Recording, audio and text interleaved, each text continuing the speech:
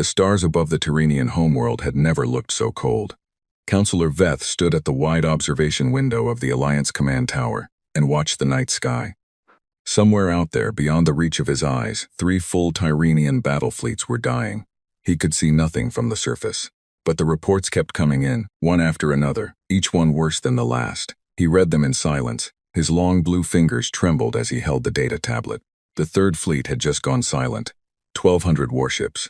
Gone in less than 2 hours. The Vorkai Empire had come without warning 3 weeks ago. They had arrived through the outer edge of the Tyrrhenian star system like a slow black tide. Thousands of ships, heavy cruisers, siege platforms, carrier vessels that stretched for kilometers. The Tyrrhenian Alliance had fought back immediately. They had believed they could stop the invasion. They had good ships, trained crews, years of military preparation. They had believed all of that would be enough. It was not enough. The Vorkai did not fight like other species. They did not hold back. They did not negotiate. They did not send warnings or make demands.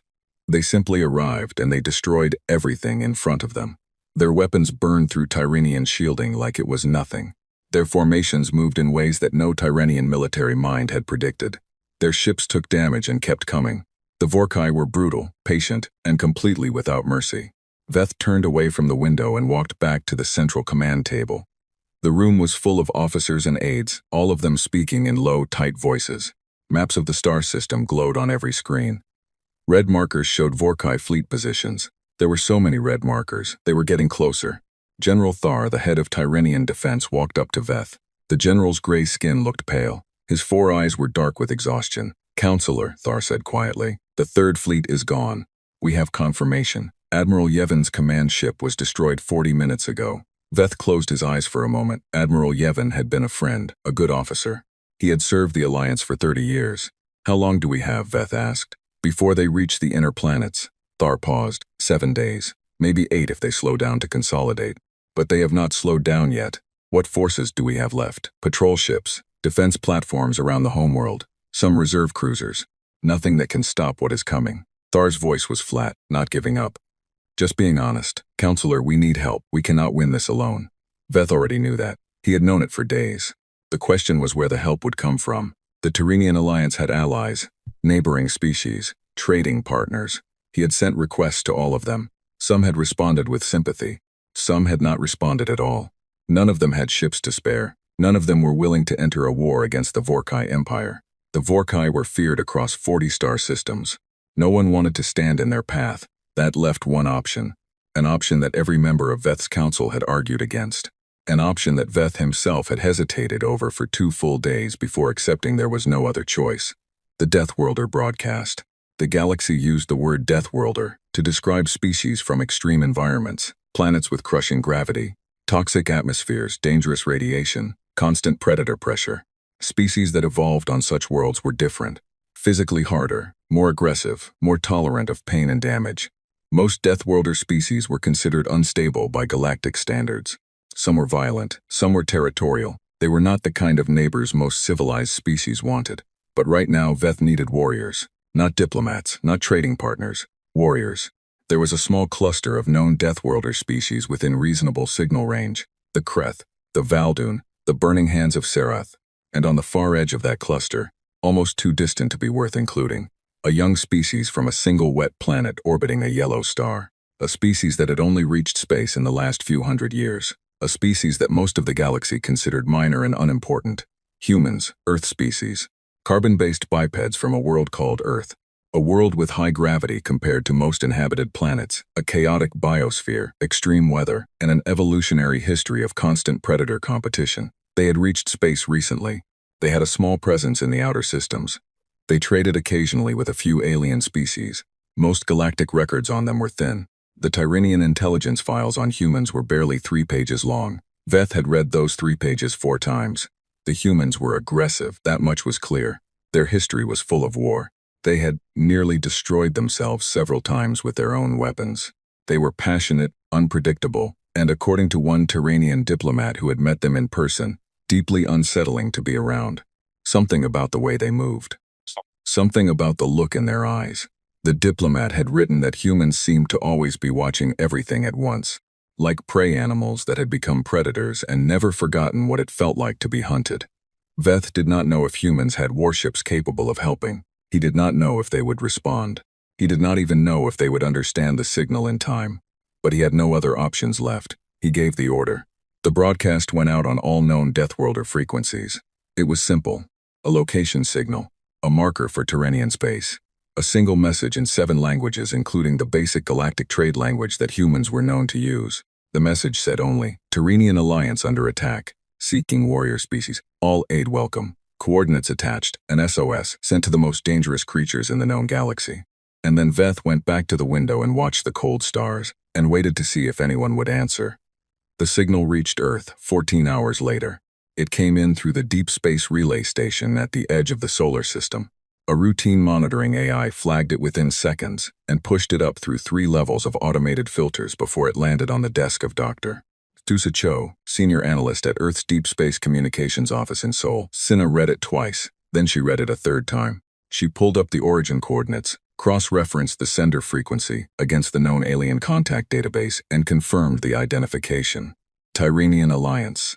A mid-tier civilization about 60 light-years away. Peaceful traders, no history of conflict with Earth, no previous distress contact. She reached for her comm unit and made a call to Bo that went up 4 levels of command in under 10 minutes. Within the hour, the message had reached the office of Earth's Secretary of Defense. Within 2 hours, it had reached the emergency session of the Global Security Council. The council chamber was deep underground.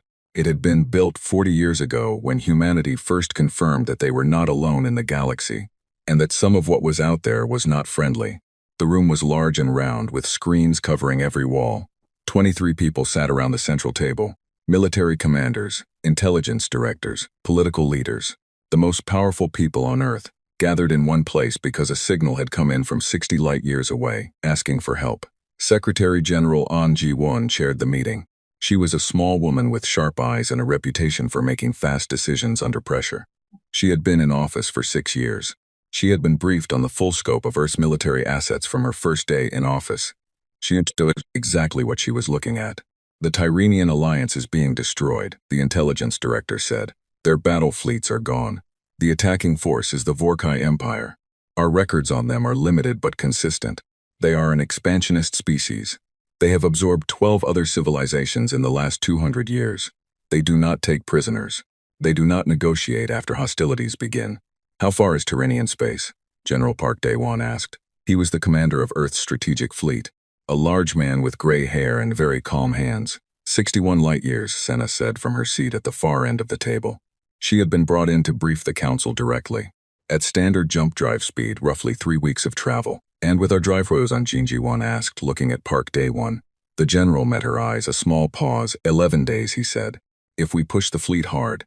Several people around the table shifted in their seats.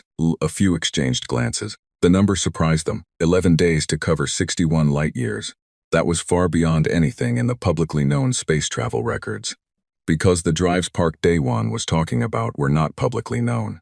Almost nothing about what Earth had been building for the last 30 years was publicly known. Secretary General An Ji-won looked around the table, at the military commanders, at the intelligence directors, at the political leaders who were still catching up to what was being implied. The Tyrrhenians sent this to Deathworlders, she said quietly. They sent it to warriors.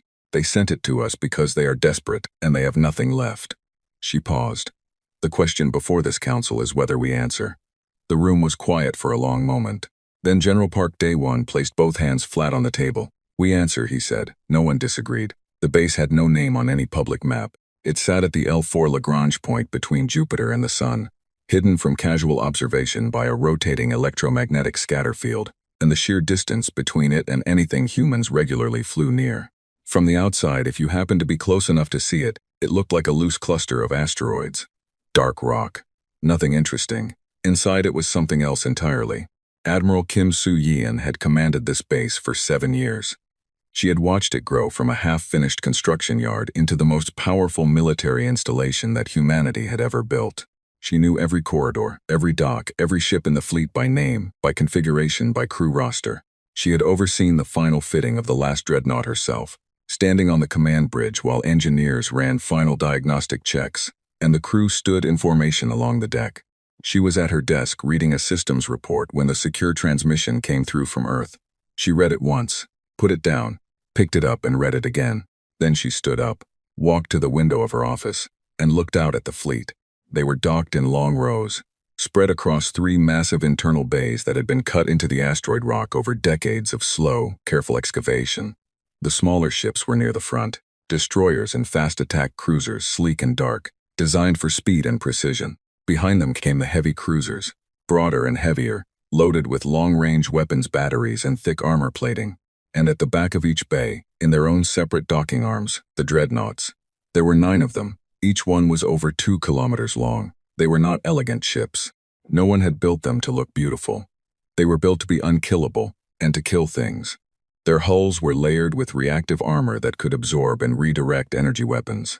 Their drive cores ran on a compressed fusion technology that no other species in the known galaxy had developed yet. Their weapon systems combined magnetic rail artillery, directed energy arrays, and a new class of kinetic torpedo that could track and adjust through electronic countermeasures. They carried full complements of strike craft. They had internal medical facilities, machine shops, fabrication units, and food production systems that could support their crews for over a year without resupply.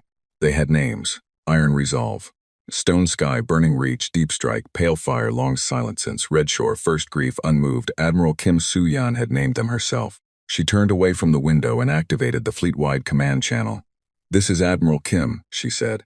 "All ship captains, senior staff, and department heads are to report to the main briefing hall in 1 hour. This is not a drill. We have received operational orders from the Global Security Council. Begin pre-departure checks on all vessels. I want full readiness reports on my screen in 40 minutes. She closed the channel and began pulling on her uniform jacket. For 7 years she had commanded a fleet that had never fired a single shot in actual combat. A fleet that had trained constantly, run simulations endlessly, pushed every system to its limits in practice runs that the rest of humanity never knew about. A fleet built for a war that had not come yet. It was coming now, just not the war anyone had planned for.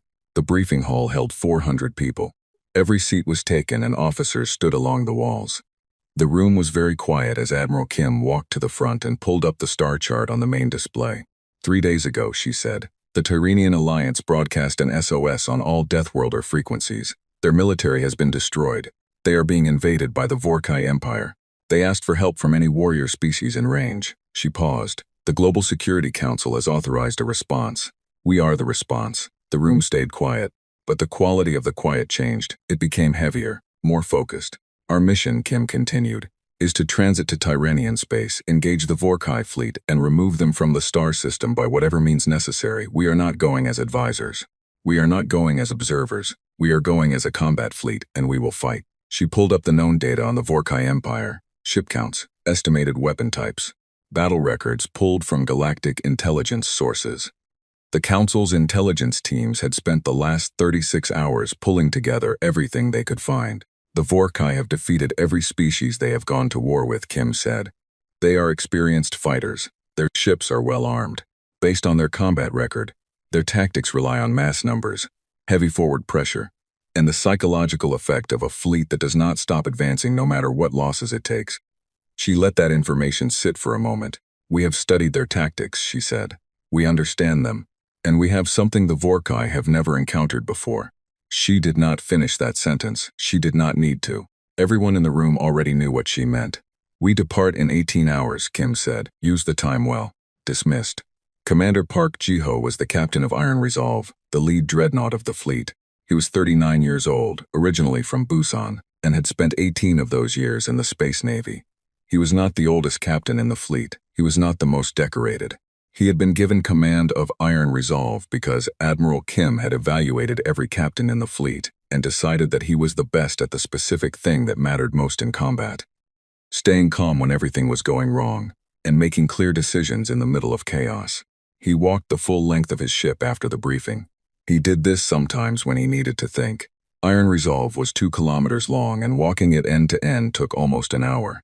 He passed through the crew decks, the weapons bays, the engineering sections, the strike craft hangars, where the small attack ships sat in their launch racks like seeds waiting to be scattered. He stopped at the forward armor section and put his hand flat against the inner wall. On the other side of that wall, 3 meters of layered composite and reactive plating separated him from open space. He thought about what was waiting at the end of this journey. a species fighting for its survival. A fleet that had already destroyed 1,200 enemy warships and still lost. An enemy that had never been turned back once it committed to a target. He thought about his crew. 840 people on this ship alone. Across the full fleet, more than 30,000 men and women who had trained for years for exactly this kind of moment. He walked back to the command bridge and sat in the captain's chair and began reviewing his battle station assignments. 18 hours later, the fleet moved. The docking clamps released one by one and the ships of Earth's secret fleet emerged from the asteroid base in long, slow formations. First the destroyers, slipping out in tight groups. Then the cruisers, heavier and more deliberate. Then the dreadnoughts, massive and dark against the stars, their drive cores building to transit power. The glow of their engines lit the space around the base like 9 slow-rising suns. Admiral Kim watched from the bridge of her command ship, long silence as the fleet formed up around her. She counted them off the screen, all present, all ready. She thought about the Tyrrhenian counselor who had sent out that signal, reaching out to Deathworlders, reaching out to the most dangerous species they could think of, because they had run out of other options. Probably not even expecting a response. Probably hoping against hope that something scary would show up.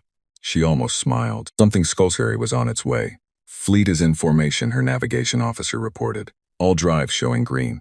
Ready for jump on your order, Admiral. Kim looked at the star chart. 61 light years. 11 days at maximum drive output. Somewhere at the far end of that distance, a war was going on. A species was dying, and an empire that had never been stopped was about to run into something it had never imagined existed. Jump, she said. Space folded. The fleet vanished. The stars were quiet again. And no one outside the fleet and the council knew that Earth had just sent 30,000 soldiers and 9 dreadnoughts to answer a call for help from a species most humans had never heard of. On the 9th day, Ambassador Gilveris decided to stop hoping. He had been monitoring the Deathworlder frequencies from the communication hub on the Tyrrhenian defense station orbiting the second planet. It was one of the last functioning military assets the Alliance had left. The Vorkai had not reached the inner system yet. They were still consolidating their hold on the outer planets, moving with the heavy, confident pace of a force that knew it had already won. The SOS had gone out 12 days ago. No response had come. Zelveris had not expected much from the other Deathworlder species. The Kreth had acknowledged the signal and sent back a polite message explaining they had their own territorial conflicts. The Valdoon had not responded at all. The Burning Hands of Sereth had sent a brief message asking for payment terms, which Counselor Veth had tried to negotiate, but the numbers were impossible. The Tyrrhenian treasury could not afford what they were asking. The humans had sent nothing. Zelveris understood. It was a long-range signal to an obscure young species that barely had a footprint in the galaxy. They probably had not even picked it up. Or they had picked it up and had no idea what to do with it. Or they simply did not have ships capable of making the journey in time.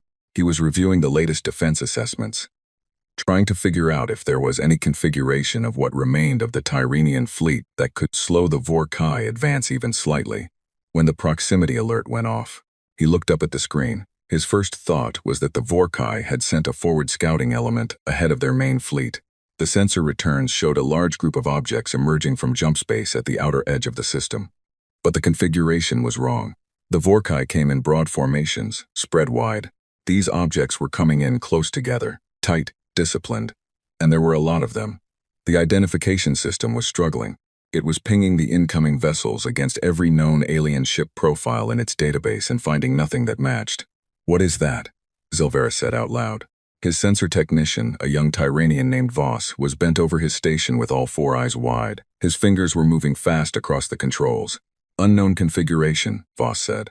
53 distinct vessels. Drive signatures do not match any known species profile. He paused. "They are very large, larger than our heavy cruisers. Some of them are much larger than our heavy cruisers." Zelveris leaned forward. "Are they broadcasting anything?" "Checking." Voss worked for a moment. "Yes. Low-band broadcast on galactic trade frequency." He looked up. "It is in trade language, it says. This is the Earth fleet. We received your signal. We are here. Please respond on this channel." Zelveris sat very still for a moment. Then he grabbed the communication handset. "Earth fleet," he said carefully, his trade language coming out slow and precise. "This is Ambassador Zelveris of the Tyrrhenian Alliance. We read you. We did not expect a response. Who are you? What are you?" The answer came back after a short delay. The voice was calm, clear. The trade language was accented but understandable. Ambassador, this is Admiral Kim Soo-yeon commanding the Earth Strategic Fleet. We are human. You sent an SOS to Deathworlders. We are answering it. Can you give us a full tactical briefing on the enemy fleet's current position? Zelvaris found that he had no words for a moment. He had read the thin intelligence file on humans. He had seen the description of a young species, limited space presence, no known military fleet of significance. He had included them in the broadcast almost as an afterthought. He had never genuinely expected a response, and even if he had expected a response, he had not expected this. 53 warships, unknown configuration, drive technology that had crossed 61 light-years in 11 days. He looked at Voss. Voss looked back at him. Neither of them spoke. Ambassador? The human admiral's voice came again. Patient. Steady, we do not have a lot of time. Where is the enemy fleet? Zelvaris cleared his throat and began transmitting everything he had. On the bridge of Iron Resolve, Commander Park Ji-ho studied the tactical display as the data came in from the Tyranian ambassador. The picture was not good. The Vorkai had taken the outer system completely. Their main fleet was gathered around the fourth planet, a gas giant, where they appeared to be using the orbital fuel extraction infrastructure to replenish their ships. They had forward patrol units spread across the middle system. Their total force count, based on the Tyranian records, was somewhere between 1,800 and 2,000 warships. Park's fleet numbered 53. He had been in enough tactical training sessions to know what the raw numbers looked like. Against almost any other fleet in the galaxy, 53 ships against 2,000 would have been a massacre. But Admiral Kim had not come to this system to fight a war of numbers. She had come to fight a war of technology and shock. He pulled up the Dreadnought specifications on his screen and went through them one more time, not because he needed to. He had memorized every number. He did it because it helped him think. The main rail artillery on a Dreadnought could fire a kinetic projectile at a velocity that would punch through any known alien ship armor in a single hit. The directed energy arrays could saturate a target zone fast enough to overwhelm standard shield regeneration. The reactive armor on the hull had been tested against every weapon profile in Earth's intelligence database, and had performed above expectations on every test. The drive cores gave them speed and maneuverability that ships this size should not have had. And then there were the torpedoes. The Mark 7 Hunters, 60 per dreadnought, each one a semi-intelligent weapon that could track, adjust, identify countermeasures, and change course mid-flight.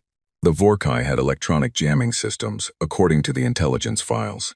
Those systems would do nothing against the Mark 7. Park closed the specifications and looked up at his bridge crew. They were focused, calm, exactly as trained. Every station manned, every system reporting green. The crew of Iron Resolve was 200 of the best people Earth's Navy had produced in the last decade. They were ready. He could see it in the way they held themselves. He opened the channel to Ambassador Zelvaris. Ambassador, Park said, we want to help your defense forces coordinate during the engagement. Can your remaining ships respond to orders? Can they hold position when asked? Zelvaris answered with a slight hesitation. Our remaining vessels are patrol class and defense platforms. They are not combat capable in the conventional sense against Vorkai warships, but they can hold position and they can follow orders. Good, Park said. We want them behind us, far behind us. They should not engage the enemy directly. Their role is to provide sensor coverage and to pick up any debris or escape pods after the fight. Another hesitation. After the fight, Zelvaris repeated slowly. Yes, Park said simply. Commander. Zelvaris said carefully. I appreciate your confidence, but I need to be clear about what you are facing. The Vorkai fleet numbers almost 2,000 warships. They have already destroyed 1,200 of our best vessels. I do not want to give my people false hope. Park nodded at the screen even though the ambassador could not see him. Ambassador, I understand. I am not giving you false hope. I am telling you what is going to happen. He paused for a moment. The Vorkai have not met us before. They do not know what our ships are. They do not know what our weapons can do.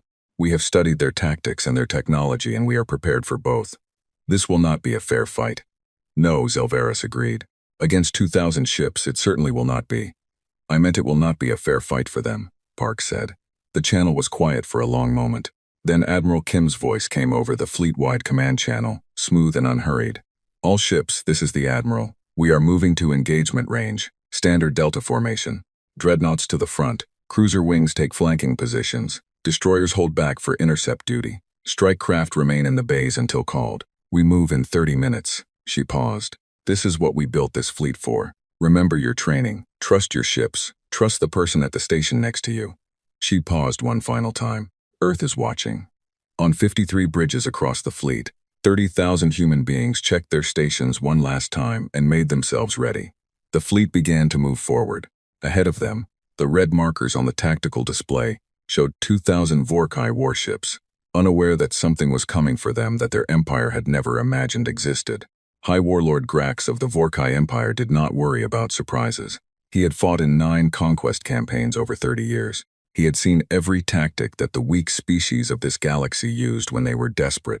They formed defensive lines. They tried to protect their population centers. They sent envoys asking for peace. They broadcast signals to whatever allies they had. Grax had faced all of it. He had crushed all of it. The Tyranians had been no different. Their fleets had been brave. Their commanders had been intelligent.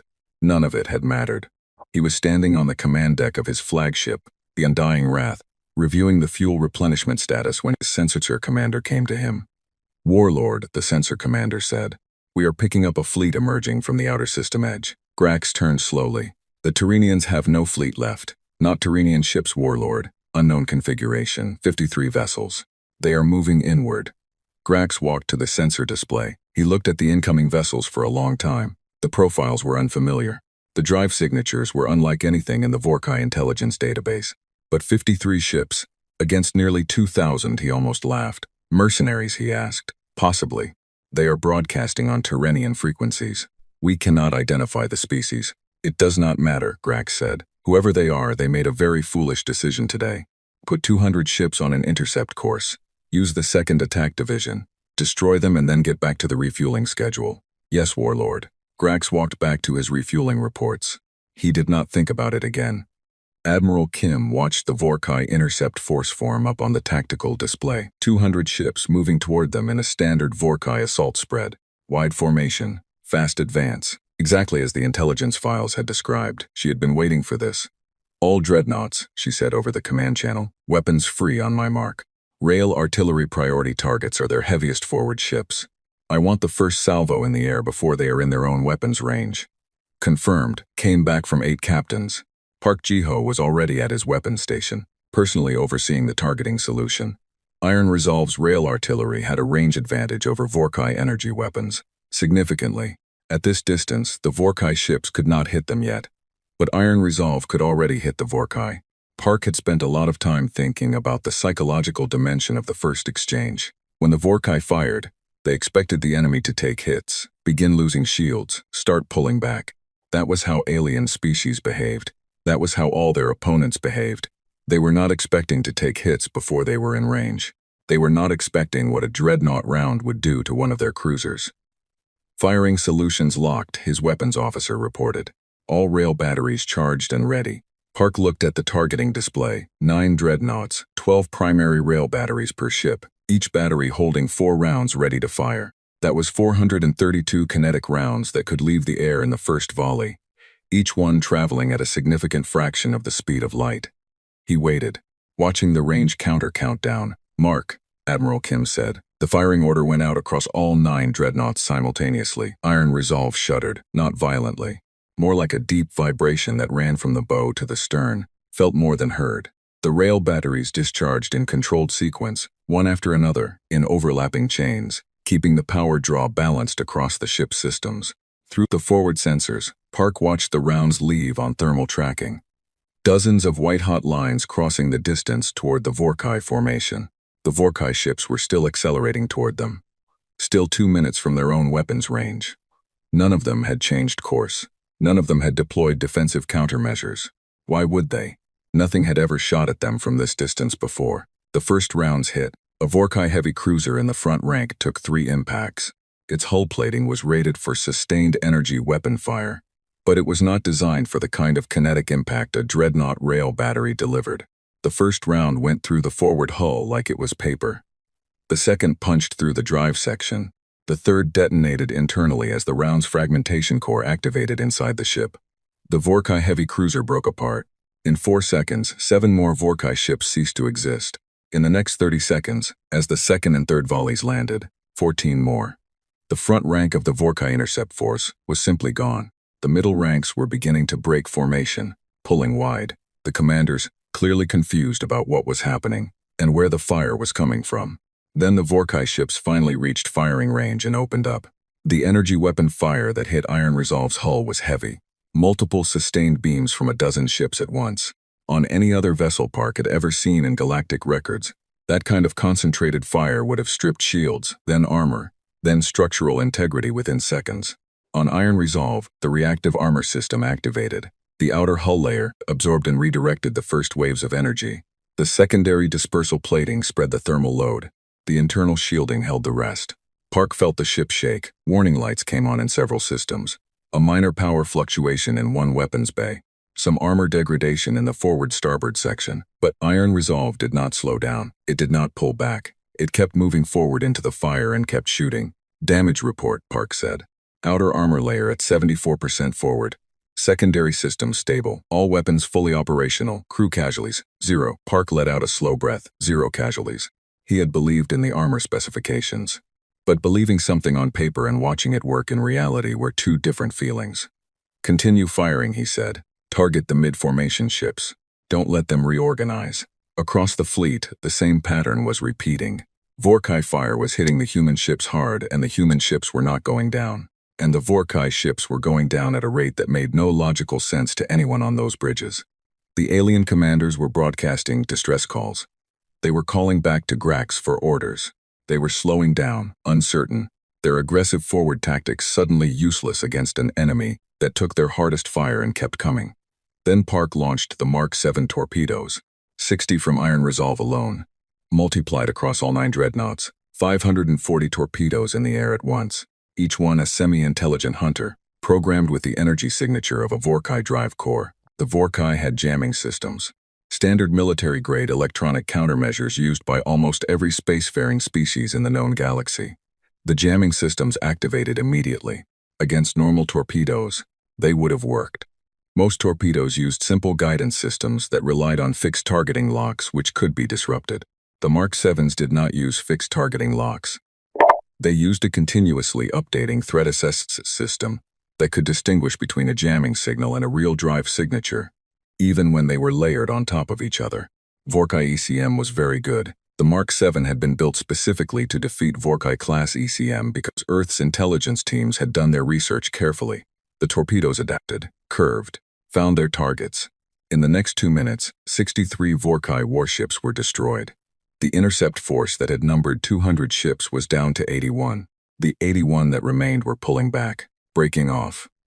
Something that Grax's forces almost never did. The Vorkai had a reputation across the galaxy for advancing no matter what, for accepting losses without breaking. They were breaking.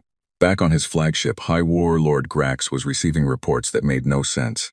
His sensor commander was reading out numbers in a voice that had gone tight and strange. The intercept force was retreating. 119 ships gone in under 10 minutes. The enemy fleet of 53 ships had taken fire from 200 Vorkai warships and was still intact, still advancing. What species are they? Grax demanded. Still unknown, Warlord. We have no record of their ship type anywhere in our database. Find out, Grax said. His voice was quiet now. The almost law from earlier was completely gone. His sensor commander worked for a moment, pulling transmissions, running identification algorithms. Warlord, he said finally. The intercept force managed to capture part of a communication signal between enemy ships before their encryption engaged. We have identified the language. He paused. It is human. They are from Earth. Grax stared at him. Humans, he said flatly. Yes, Warlord, the young species from the Sol system, the Deathworlders. Grax looked back at the tactical display, at the 53 unknown ships that were still advancing, at the gap in his battle line where 119 of his warships used to be.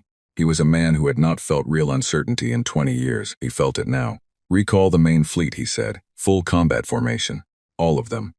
If 53 human ships had just destroyed 119 of his warships in 10 minutes, then the full Vorkai fleet of 2,000 ships needed to deal with this right now before the situation got worse. It was exactly what Admiral Kim had been waiting for. She watched the main Vorkai fleet begin to move, and she felt something settle into place in her chest. The confidence of a plan working exactly as designed. All ships, she said over the fleet channel. Phase 2. Draw them out. The human fleet began pulling back slowly, moving toward a specific set of coordinates deep in the outer system that they had already laid as a tactical kill zone. a place where the local gravity gradients and debris fields would break the Vorkai's wide formation advantage and funnel them into ranges where every human weapon system worked best. The Vorkai followed. They were angry, they were confused, and they were chasing 53 ships with nearly 2,000. They did not yet understand that they were not hunting. They were being hunted. The kill zone had been named the Drift. It was a region of the outer Tyrrhenian system, where an ancient planetary collision millions of years ago had scattered enormous chunks of rock and heavy metal across a wide belt. The debris was dense in places, thin in others, threaded through with gravitational currents from a pair of minor brown dwarf remnants that made navigation unpredictable for vessels using standard autopilot. Human ships had been programmed with the full sensor map of the Drift before they left Earth. The dreadnoughts could move through it cleanly, quickly, using the debris as cover. For a Vorkai fleet using wide attack formations, the Drift was a nightmare. Admiral Kim watched the tactical display as the Vorkai main fleet entered the zone's outer edge. Just as her modeling teams had predicted, the wide formation immediately began to compress. Ships pulled inward to avoid debris impacts. The flanking wings fell behind as pilots had to navigate around dense rock clusters. The coherent front line that made Vorkai tactics so devastating started to break apart into smaller, uncoordinated groups. Now, Kim said, the human fleet stopped retreating. It turned. All 53 ships reversed course simultaneously and came back through the debris gaps at full drive power. The dreadnoughts led, their massive hulls threading between rock formations that should have been impossible for vessels of their size, moving with a precision that spoke to months of navigation training in simulated drift environments. The cruiser wings came in at angles from the sides, appearing between large debris clusters at distances the Vorkai commanders had not expected. The destroyers were already ahead, having slipped through narrow passages during the retreat, now behind parts of the Vorkai fleet and cutting off retreat paths. It was not a battle line. It was an ambush. A full fleet ambush, run by 53 ships against 2,000, in terrain that turned the Vorkai's numbers from an advantage into a problem. The lead Vorkai cruiser groups ran directly into the returning dreadnoughts at close range. Close range was worse for the Vorkai. At distance, their energy weapons could focus and sustain fire. At close range, the human ships could use their rail batteries on single targets with devastating effect, and the Vorkai could not concentrate enough beams to overwhelm the reactive armor before their ships were already being destroyed. Iron Resolve hit the first Vorkai cruiser group like a hammer. Park Ji-ho stood at the weapons station and worked alongside his crew, with a focus that left no room for anything except the next target. The ship shook with impacts. Warning tones sounded and were answered and silenced. The rail batteries fired in sequence, tracked and reloaded, a mechanical rhythm that his crew had practiced 10,000 times in simulation, and was now performing in reality without error. A Vorkai heavy cruiser swung in from the port side, its full battery turned toward Iron Resolve, pouring energy into the hull in a concentrated stream. Armor readings dropped in the port forward section. Dropped again. The ship's damage control systems were compensating, shifting shield distribution, but it was taking real damage now. Strike craft, Park said. Bay 1 and Bay 2. Target the cruiser on our port side. The launch bays opened. 48 small attack craft came out fast, already on course, already targeting. They were not the most powerful weapons in the fleet. They were fast and precise. They went after specific systems on the Vorkai cruiser, not the hull, the sensor arrays, the communications antennas, the point defense turrets. In 30 seconds, they had stripped the cruiser of its ability to track, communicate, or stop the torpedo that Park then sent directly into its drive section. The cruiser broke apart in a long, slow explosion that lit the debris field orange for a few seconds before the cold of space swallowed it. Park moved on to the next target. Across the Drift, the battle was going the same way on every front. The Vorkai were fighting hard. They were not a cowardly species. Individual commanders were making smart decisions, grouping ships, trying to recreate their formation advantages even in the difficult terrain. Some of their concentrated fire was punching through human shields and drawing real damage. 2 Earth destroyers had been hit badly enough to pull back from the engagement. 1 cruiser had lost a weapons bay. The fight was not clean. But the math was unrelenting. Every exchange that happened in the Drift cost the Vorkai more than it cost the humans. The human ships were faster in the tight spaces. Their weapons had more range and more penetrating power. Their armor absorbed more punishment. And they had been trained for exactly this kind of fight, in exactly this kind of terrain, with exactly these enemy tactics in mind. High Warlord Grax watched his fleet die. Not all of it, not fast, but steadily. The reports from his squadron commanders were a stream of the same information in different words. We are taking losses. The enemy ships cannot be stopped. We need support. We are pulling back. He threw support at the gaps. He reorganized. He tried 3 separate tactical adjustments in the first hour of the battle in the drift. Each one intelligent. Each one the right choice against a normal opponent. Against this opponent, none of it worked. He had lost 280 ships now. The number was climbing. His commanders who had entered the drift were being cut apart in detail. The ones who had not entered the drift were being picked off by those fast destroyer-class vessels that kept reappearing from unexpected angles. And through all of it, the 9 massive human ships at the center of the fleet had not stopped. They had taken damage. He could see that on the sensor readouts. But they were still there. Still fighting. Still pushing his ships back. He had never seen ships that large move the way they were moving.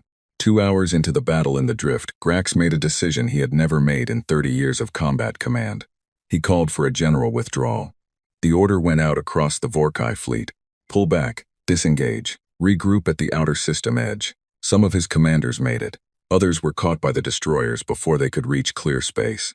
Others were hit by a final wave of Mark 7 torpedoes that Admiral Kim had been holding in reserve for exactly this moment, calculating that a retreating fleet that believed it was escaping would not be watching for the weapons coming in from the sides. When the battle was finally over, when the last Vorkai warship had either jumped away or been destroyed, the tactical display in Admiral Kim's command center showed 412 enemy ships destroyed. Another 218 badly damaged vessels had jumped away, unlikely to be combat-ready for months.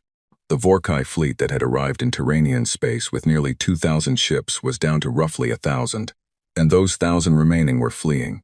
Earth had lost 4 ships. 2 destroyers and 2 cruisers, destroyed in concentrated fire. 167 crew members had died. Kim received that number in silence and held it for a long moment before she moved on to the next order. She sent 2 fast attack cruisers to track the Vorkai withdrawal vector and confirm their destination. She ordered medical teams onto the damaged ships. She put engineering crews onto the cruisers that had taken heavy hits and needed immediate structural assessment. She put the dreadnoughts on low alert and ordered crew rest rotations. Then she opened a channel to Ambassador Zilveris. The Tyrrhenian command station was very quiet. Zilveris had watched the battle from the sensor screens, trying to understand what he was seeing. He had no frame of reference for it, no context. 53 ships had just dismantled a fleet that had destroyed 1,200 of the best warships the Alliance had ever built. The numbers made no sense to him. The tactics made no sense. The way the human ships had moved through the debris field, the way they had taken Vorkai fire and kept coming, the way those enormous vessels had fought at close range with the precision of ships 1/10 their size. He did not have words. He was still trying to find them when the human admiral's voice came over the channel. "Ambassador, this is Admiral Kim. The Vorkai main fleet has withdrawn from your system. We are tracking their withdrawal vector. They are heading back toward Imperial territory. Based on the damage they have sustained, I do not believe they will return to this system in the near term." A short pause. "Your planets are safe." Zilveris opened his mouth, closed it, tried again. "Admiral," he said carefully, "our whole fleet is gone. You had 53 ships, they had almost 2,000. "Yes," Kim said. "You won anyway." "Yes." Zilveris looked at his sensor officer Voss, who had been standing at his station for the entire battle, and now looked like he might fall over from exhaustion and shock. Then he looked back at the communication screen. "What are you?" he asked, genuinely. Kim was quiet for a moment. "We are human," she said. "From Earth we are a young species. Most of the galaxy does not know much about us." Another pause. "We prefer it that way for the most part. But when someone asks for help, we show up." The news spread through the galaxy the way all galactic news spread. Slowly at first, then all at once. Trading ships picked up the story from Tyrrhenian communications. Diplomatic networks carried it. Intelligence services from a dozen species picked through the sensor records that the Tyrrhenian Alliance released in the weeks after the battle. The records were shocking. The data on the human ships, the weapons, the armor, the tactics, was unlike anything any species in the known galaxy had encountered before. Galactic analysts spent months reviewing it. The conclusion was always the same. Earth had hidden something. For decades, while presenting as a minor young species barely learning to navigate the outer stars, humanity had been quietly building a war machine that outperformed every other military force in the galaxy by a significant margin. A species from a death world, with gravity twice the galactic average, with an evolutionary history of constant predator threat, with a recorded civilization history full of war after war after war, with a biology that recovered from damage faster than most species could process it. A species that had looked at the hostile galaxy around them and decided, quietly, without announcing it to anyone, to make sure they were never the weakest thing in the room. The Vorkai Empire sent a formal diplomatic communication to Earth 3 months after the battle. It was the first diplomatic communication Earth had ever received from them. It requested a cessation of hostilities.